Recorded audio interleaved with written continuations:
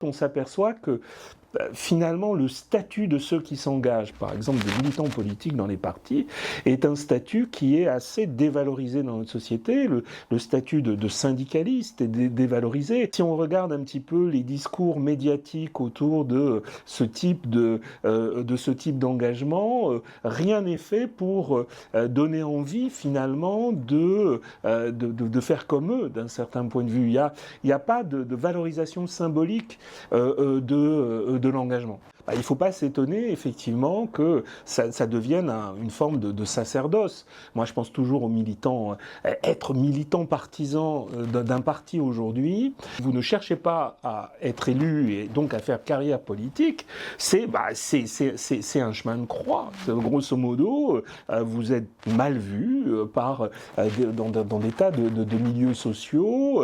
En plus, vous n'êtes pas considéré par vos propres dirigeants qui ne vous demandent rien, sinon de moins en moins de coller des affiches en temps de campagne ou de faire des enveloppes. Oui, vous avez raison, on est dans une société donc capitaliste, orientée vers la production et vers les activités productives. Une des autrices qui m'a le plus marqué dans ma réflexion sur ce que pouvait être la citoyenneté, c'est Hannah Arendt, dans un livre qui s'appelle La condition de l'homme moderne, où elle oppose différents types de conditions humaines.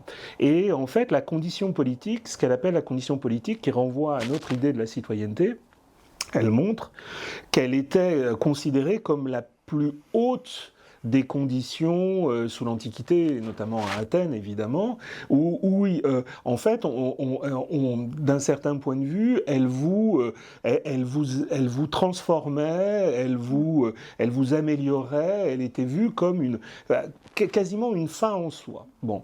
Et par opposition, dit-elle, elle écrit dans les années 50 cet ouvrage, par opposition à la condition de ce qu'elle appelle l'homo faber, c'est-à-dire de celui qui travaille, qui, à l'époque, puisqu'on réservait aux esclaves les fonctions de travail, n'était pas vu comme une condition particulièrement estimable.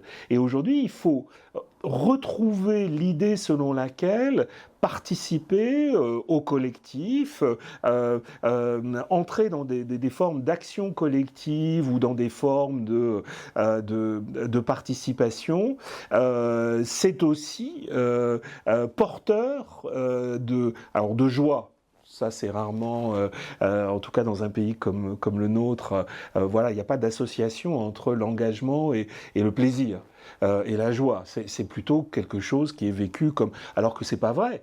On a pu le voir dans des formes de mobilisation. Il y a des gens qui se révèlent à eux-mêmes, il y a une joie qui peut se dégager de l'action collective. Bon, et ça, on a perdu le sens de cette joie.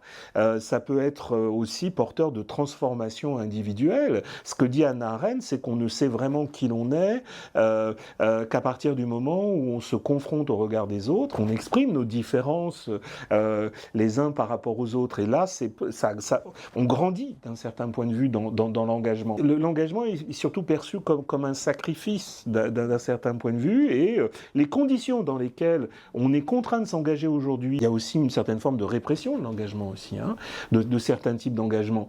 Moi, je pense à tous les travaux qui parlent de la répression des associations, qui effectivement sont soupçonnés de tas d'intentions négatives, qu'on ne finance plus, qu'on criminalise d'un certain point de vue. Il y a des formes d'engagement aujourd'hui qui sont criminalisées, et il devient difficile dans ces conditions de pouvoir s'épanouir dans cet engagement.